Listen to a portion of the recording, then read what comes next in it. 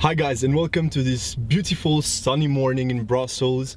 The roads are pretty clear and I want to talk to you about the brand new Lexus NX 300h. When I say brand new, I say, well, it's more of a facelift. You have a different, slightly different rear design, same with the front, the headlights and so on. So it's very faint. I mean, you cannot really notice, it's not a huge difference in comparison to like the 2017 model, which I reviewed last year. It's just a refresh of the model, which has been going for a few years now. And since I don't really want to bore you with facts and design cues and all those things that, well, you can see with your own eyes. So let's first start by talking numbers. This car comes with the all classic now 2.5 4-cylinder petrol engine with the hybrid system, hybrid powertrain with electric motor at the back. Yes, this car is all-wheel drive. You can also get it front-wheel drive, but this is all-wheel drive. Really nice, honestly. I'm not saying you could take this car off-road, but that's for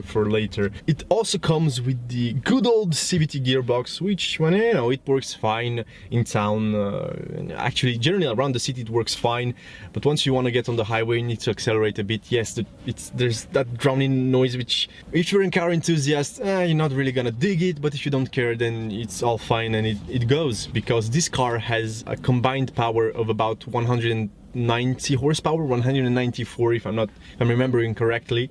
But yeah, it's, there's not a huge difference. It's not really torquey.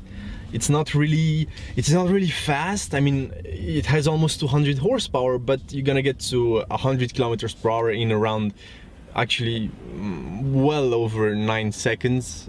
Depends on how well the car launches itself. Since you can't really launch it, you cannot there's no revving and then you just go. It doesn't work like that. Just press the acceleration and see what happens. It's not that violent. It's not that anything impressive, but again, this is not meant to be a sports car. It's not meant to be it's an SUV. Not really. It's not an SUV. It's a crossover.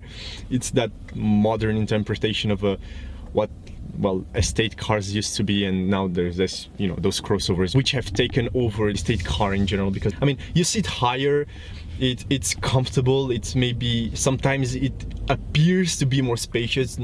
It's not always more spacious, but that depends on the car you pick. This one is pretty nicely made, especially on the inside. It's very luxurious. I mean, this car, unlike the CT200h, which, well, it's a Lexus, but this car is a Lexus. There's leather, there's like nice materials, you like everything to the touch, and it's really looks good to the eye and it's nice to the touch. And it's all more than fine in my opinion, especially for something that's supposed to go against like the X3, I guess. I haven't seen the new one yet. I mean, I've seen it, but I haven't driven it, I haven't tested it yet. And there's a lot of traffic. Honestly, you can see this car pretty much everywhere. Like, I have one right now driving in front of me. It's not the facelift, and you can see it from the taillights again, which are different, but overall you're not gonna notice it. The wheels are also different. I have a 17-inch wheels on this one, which looks pretty nice. Yeah, there's like a combination of black and aluminium, and they look really nice. I'm sorry, I don't want to crash the car. Since driving, maybe I should do those reviews out of town, though it would be really complicated. That being said, I'm pretty happy with this car because fuel consumption is actually pretty good. In town, if you drive it slowly and carefully, you're gonna average something like 8 liters per 100 kilometers. So, you know what, economy-wise, this car is fine, but what should you expect from the interior? Well, it's super spacious. Like, you can fit 4 people in great comfort, and you can also fit a 5th person because the floor is not very high. It even comes with heated seats in the back, which is great. The leather seats are nice in the front as well. I mean, the leather is superb. It's super soft and supple, and I really like Lexus leather. There's something about it. It just feels different, better to the touch. It feels more natural. I don't know how to explain that. Again, these are things that I'm talking about that maybe don't make much sense to you, and that's what I'm encouraging you every time to, just book a test drive. It's free. Just do it if you're interested. You don't really have to buy the car, but you never know.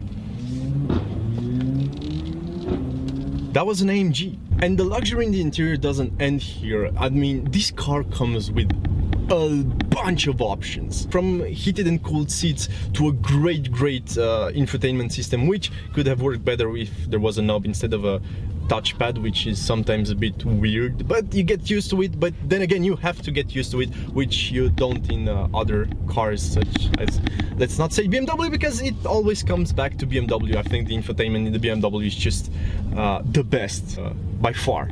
But since cars are not all about infotainment and lane assist and by the way, a nice sunroof, let's talk about how it feels to drive the Lexus NX 300h. And to be honest, it's a pleasure. It's relaxing, it's super comfortable, it's automatic, it's not that big, it comes with the parking assist and all those gadgets which really makes it easy to park in town. And again, it's not much bigger than like a Citroen C5 or even like a 5 Series, which you see all over town. And the all-wheel drive, of course, I wouldn't recommend you taking this car off-road anytime soon, because I don't think it was intended for off-roading.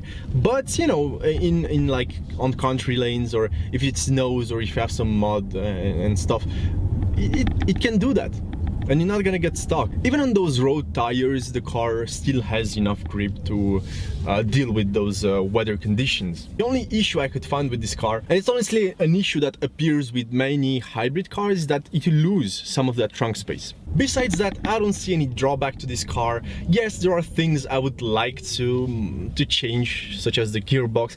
Again, the gearbox from the LC, like, I don't know what happened there, but it was marvelous for something in that segment with hybrid powertrain and so on.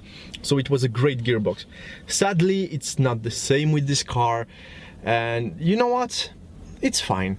Honestly, it's fine, because it wasn't intended to be a fast car. It was intended to drive you in comfort and luxury and get you from A to B without you having to spend tons of money on fuel, or basically without any worry on your mind, and it does the job excellently.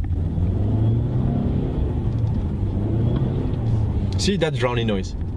Not the best. So I hope you guys have now a pretty good idea of how this car feels to drive, how it feels to own it, and what it implies, and what you're getting for your money. That being said, I hope you guys enjoyed this quick little review of the NX 300h. If you have any questions, or if you have anything you want to share with me, maybe something I missed, or maybe your personal thoughts about the car, maybe you own it, maybe you test drove it and you found something that maybe I just didn't notice because it happens, then please feel free to share it in the comments below. And if you like this video, please make sure to, well, like it and to subscribe to my channel. It would help me get more cars. As for me, I'll see you next time. Bye bye.